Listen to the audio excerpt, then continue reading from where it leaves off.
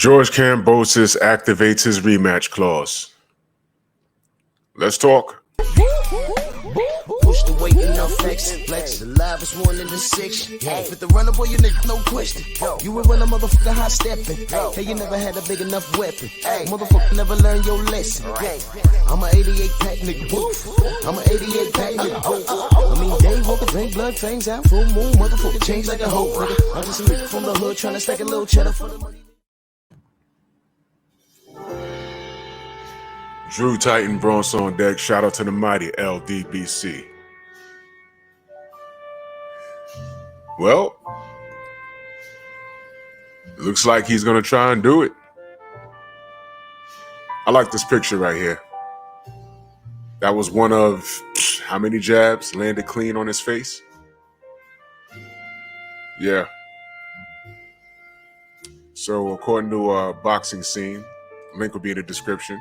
Let's see what George Kambosos has to say. It says here, according to George Kambosos, the once beaten boxer has activated his rematch clause for an immediate second fight with Devin Haney.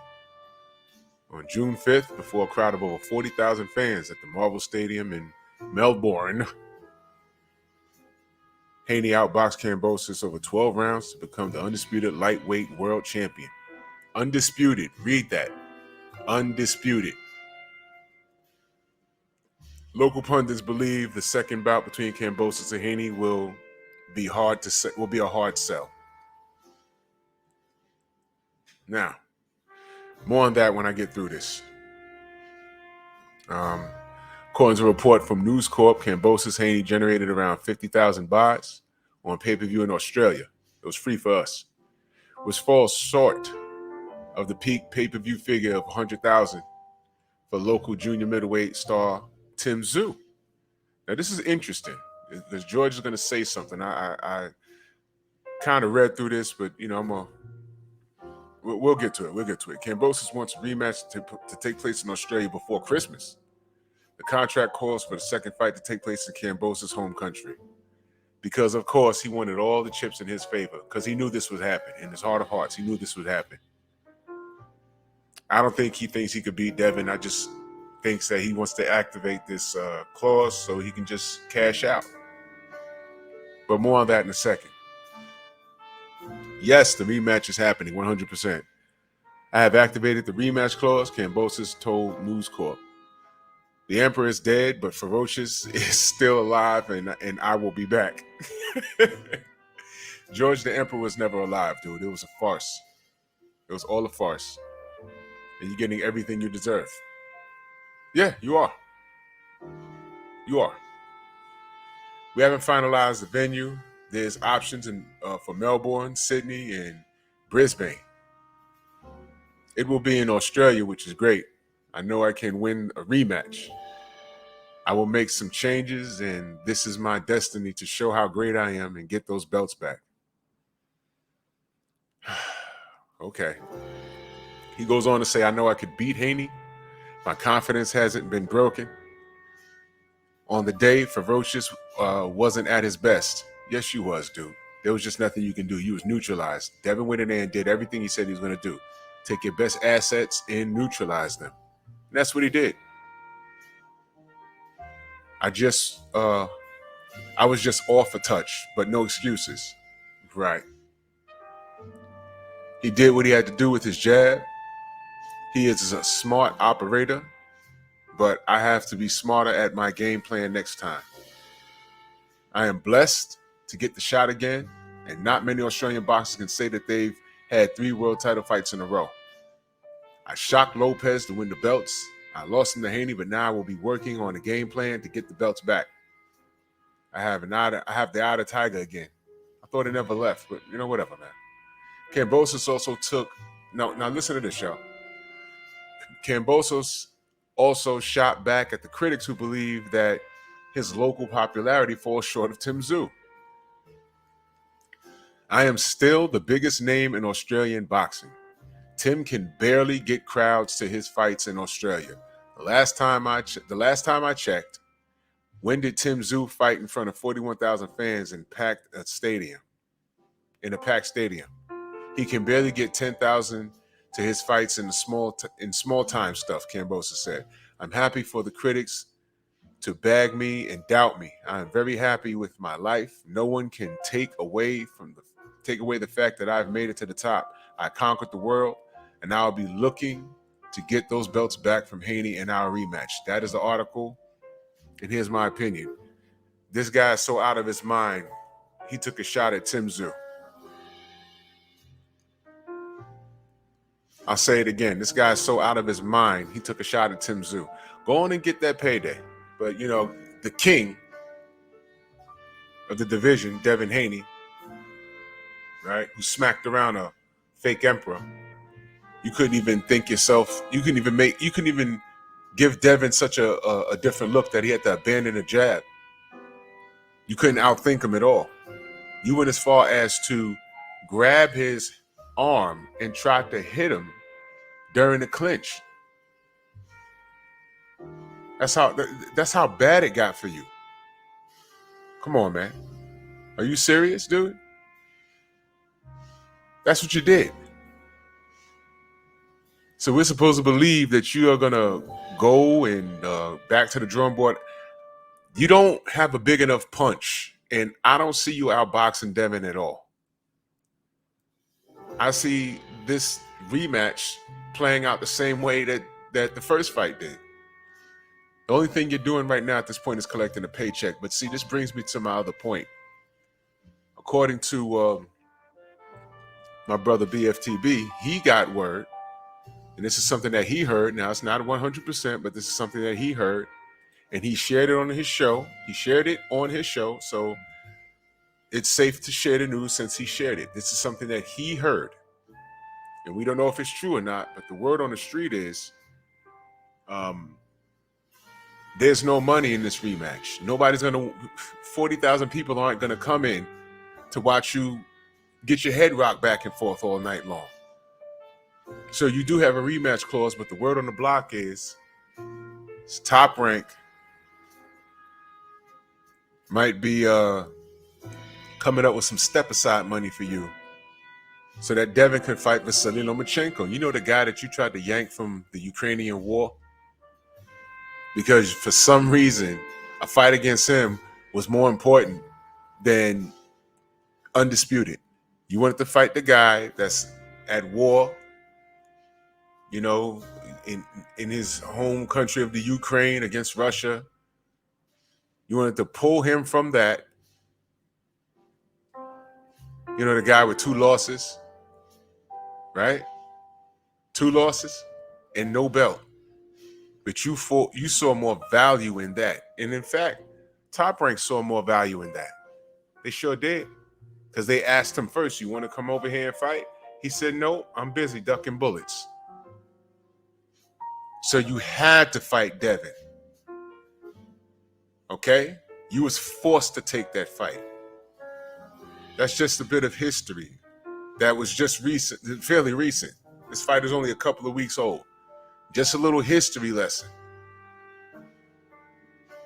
That's to Paulie Malignaggi and Antonio Tarver and Roy Jones Jr. because they act like they didn't know. Well, Paulie act like he didn't know. He's an educated man. He knows exactly what he's talking about. Did Roy and Antonio know? I don't think so. I'm gonna go with a no. But I'm putting that out there. That's what Devin meant when he said you had to take this fight. Don't believe George Kambosos when he said he could afford a janitor and made the same money. He's so frustrated, he's taking shots at Tim Tszyu, his fellow countryman. You see? Now you see, y'all? You see? You see? He called Devin Haney a rat this whole time leading up to this thing. He never called Teofimo Lopez a rat, who snitched on the WBC and said that Devin being champion at 135 will never happen because the WBC is going to prohibit that. They're going to prevent that. That's a true story. That's a true story. He said that. Okay? Didn't call Teofimo Lopez a rat. And here this dude is again hating on Tim Tszyu, who, to my knowledge, unless they have some sort of beef I don't know about, hasn't said a word to this guy or about this guy that I know about. If there's some sort of underlying beef that we don't know about, please let me know in the comment section. Show me an article. So now he's flipping on Tim Tszyu, dumping on his sales. And he also dumped on Jeff Horn. I played the video. I did a video about it. So who's the turncoat? Who's the rat? Who's the rat? Nobody knew about Tim Tszyu sales. Now you're telling us that it's poor? We didn't know that. Why are you telling on him, man? He's in a whole other weight division. He's trying to get a fight with Jermell Charlo right now. Now that you said that, what makes you think that, I don't know, maybe Team Charlo will say, look, man, he's gonna try and make us go to Australia probably. Look, he has no sales. How do you know that? Well, George Kambosos said something. I'm not saying that that's gonna happen, but that's how it can go. Nobody was checking for his seat sales until you said something. Now you put it out there. Thanks. Look at what you did to your countrymen, you rat. You're a walking rodent. You're wombat. You're gubba. Look, this guy's done turned on the world, man. Y'all remember Bishop from Juice, Tupac's character? Once he got that gun, he started flipping on the people he was cool with. Look at you now. You flipped on Jeff Horn. You flipping on Tim Tszyu. What's next? I'm going to tell you what's next. If you refuse step aside money and do this again, retire, dude. The step aside money better be substantial for you. And I suggest you take it because you don't want to do this shit again. I promise you. Because remember, Devin, he hit you with the same line you hit him with. It has to make sense. I don't see anything that George Kambosos can do to turn this around. He's not a big enough puncher, and he just couldn't touch Devin, and he was right in front of him all night. And this picture's symbolic of what happened all night long. If you're looking at this picture, you saw the whole fight. You don't need to see nothing else because this told the tale. And Devin didn't have to do anything different because George Kambosos lacked the ring IQ, he lacked the power, he lacked the accuracy to make Devin do anything different. He didn't have to. So I don't know if Australia's going to pay to see this again. And they know that. That's why I heard something about, BFTB heard something about a step aside money. It's just a rumor. But if it's real, George, you might want to take that. Because if you get this rematch and it's less than the step aside money,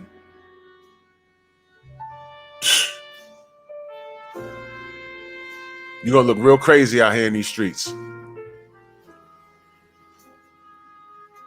If the step aside money is slightly less than what you're going to make, you might want to just take that paper. But I just want to point out to you guys, for those of you that have been listening this long, George Kambosos just threw Tim Tszyu under the bus and clowned his marketability in Australia. So that's Tim Tszyu and that's Jeff Horn. He declared war on. Jeff Horn doesn't seem fazed. He says he still backed Tim Tszyu, even though he said, hey, man, I'm going to help Manny Pacquiao prep for you. And if you got a problem with it, I could come up 2 weight classes and we could settle it. He said that, Jeff. But Jeff is on code. I wonder what Tim Tszyu is going to say. Is he even going to respond to this?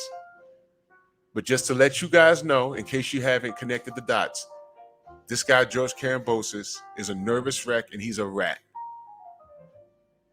Why are you telling us about Tim Tszyu's seat sales? Why are you saying that you're better than him? Are you mad at him or jealous of his dad? This can go real deep. Maybe I'll save it for a live stream. Who knows? But link will be in the description. Salute to Devin Haney, the real undisputed champion of the world. All right. Blessed and highly favored. And Kambosos needs to take several seats. Bronx on deck.